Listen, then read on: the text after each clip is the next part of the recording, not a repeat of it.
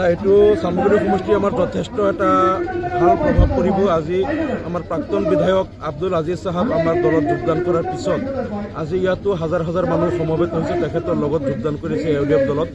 আৰু চামগুৰি সমষ্টিত আমাৰ এইফালে অলপ সাংগঠনিক ভেটিটো অলপ দুৰ্বল আছিল আৰু এতিয়াৰ পৰা যথেষ্ট শক্তিশালী হ'ব। হাজাৰ হাজাৰ মানুহ তেখেতৰ লগত আজি যোগদান কৰিছে আৰু আমি ভাবোঁ যে বৰ্তমান যিটো প্ৰেক্ষাপট, এই প্ৰেক্ষাপটত ইউডিএফ দলত এনেও প্ৰাসংগিকতা বৃদ্ধি পাইছে। চামগুৰি সমষ্টিৰ বহুত মানুহে আগৰ পৰাই কৈ আছে যে এইবাৰ আমি কংগ্ৰেছ নকৰোঁ, আমি চামগুৰিত ইউডিএফ দলক ভোট দিম। এতিয়া বিশেষকৈ বিজেপি দলে যিটো অত্যাচাৰ আৰম্ভ কৰিছে, আজি অসমৰ মুছলমানসকলক ৰাষ্ট্ৰবিহীন নাগৰিক কৰাৰ কাৰণে তেওঁলোকে ষড়যন্ত্ৰ কৰিছে। নতুনকৈ ভোটাৰ লিষ্টৰ যিটো এছআৰ চলি আছে, সেই এছআৰত এতিয়া ৰাতিৰ ভিতৰতে শ লোকৰ নামত কমপ্লেইন দি আছে। আৰু আজিও মই কমপ্লেইন পাইছোঁ নগাঁও সদৰ সমষ্টিৰ ভোমৰাগুৰি, নগাঁও টাউনত, মিউনিচিপালিটি এৰিয়াতো বহুত লোকক, জীৱিত মানুহক মৃত বুলি কৈ তেওঁলোকৰ নাম কৰ্তনৰ নটিচ আহিছে। সেই লোকসকলে নিজে গৈ পেলাই ইলেকশ্যন অফিচত হাজিৰ হৈছে, কৈছে আমি জীয়াই আছোঁ, আমাক মৃত কেনেকৈ বনালে। বহুত মানুহক কালি ৰাতিপুৱা 9-10টা বজাত কাৰোবাৰ ঘৰত নটিচ গ'ল, কালি হিয়াৰিং তেওঁলোকৰ নামত কমপ্লেইন আছে। সেই লোকসকল ঘৰত নাই, কোনোবা কামত ওলাই গৈছে। বিভিন্ন প্ৰকাৰে হাজাৰ হাজাৰ মানুহৰ নাম কৰ্তন কৰাৰ কাৰণে এটা অপচেষ্টা বিজেপিয়ে চলাই আছে। আৰু কংগ্ৰেছৰ দিনতো যেনেকৈ আমাৰ এই মাইনৰিটি মানুহসকলক এনে যধে মধে ডিভোটাৰ সজাই ফৰেইনাৰ্ছ ট্ৰাইব্যুনেলত তাতে পক্ষপাতিত্বমূলকভাৱে বিদেশী সজাই হাজাৰ হাজাৰ লোকক তেওঁলোকে ডিটেনশ্যন কেম্পত বন্দী কৰিছিল। গতিকে বিজেপিয়ে হওক কংগ্ৰেছে হওক সদায় অত্যাচাৰটো মাইনৰিটি মানুহে ভুগিব লাগে।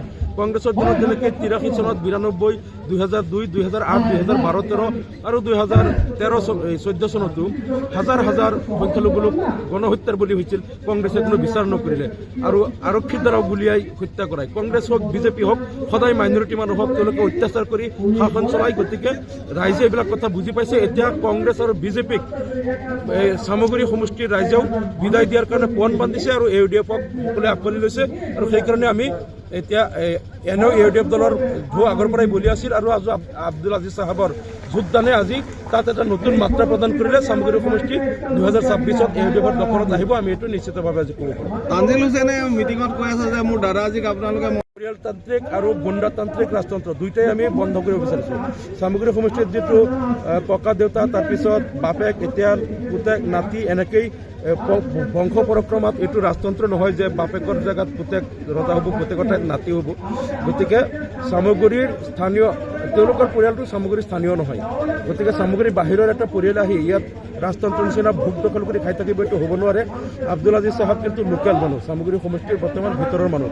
গতিকে এই চামগুৰি মানুহে এইবাৰ প্ৰথমবাৰ লৈ এজন লোকেল প্ৰাৰ্থী আবুল হুছেইন চৰকাৰ যেতিয়া 1985 চনত বিধায়ক হৈছিল, তাৰ পিছৰ পৰা চামগুৰি সমষ্টিৰ মানুহে লোকেল প্ৰাৰ্থীয়ে পোৱা নাই। এইবাৰ কিন্তু স্থানীয় তেওঁলোকে এজন বিধায়ক পাব।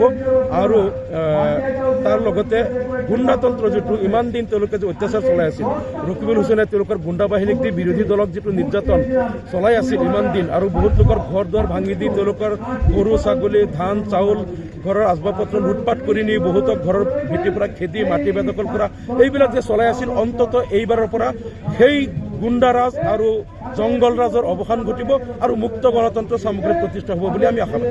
ৰেজাউল কৰিম চৰকাৰ সম্ভাৱনা আছে নেকি ইউডিএফলৈ অহাৰ? ৰেজাউল কৰিম চৰকাৰ যদি এতিয়াও বুজি নাপায়, তেনেহ'লে হয়তো তেওঁ জীৱনত, হয়তো পৰৱৰ্তী জীৱনত তেওঁ বহুত আফচোচ কৰিব লাগিব।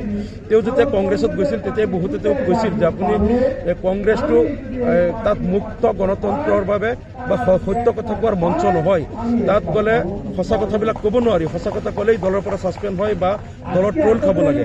যেনেকৈ শ্বেৰমান আলী আহমেদ, ছিদ্দিক আহমেদ, কেইদিনমান আগতে মহচিন খান, তেওঁলোকেও দলৰ পৰা ককৰ্থনা শুনিব লগা হৈছিল। গতিকে ৰেজাউল কৰিম চৰকাৰে কথাটো বুজি নাপায়, তাত গৈ পেলাই কিন্তু ৰাইজে যিটো ভৱিষ্যতবাণী কৰিছিল সেয়াই হ'ল, তেওঁ মাত্ৰ দুদিনৰ ভিতৰতে ঘূৰি আহিবলৈ বাধ্য হ'ল।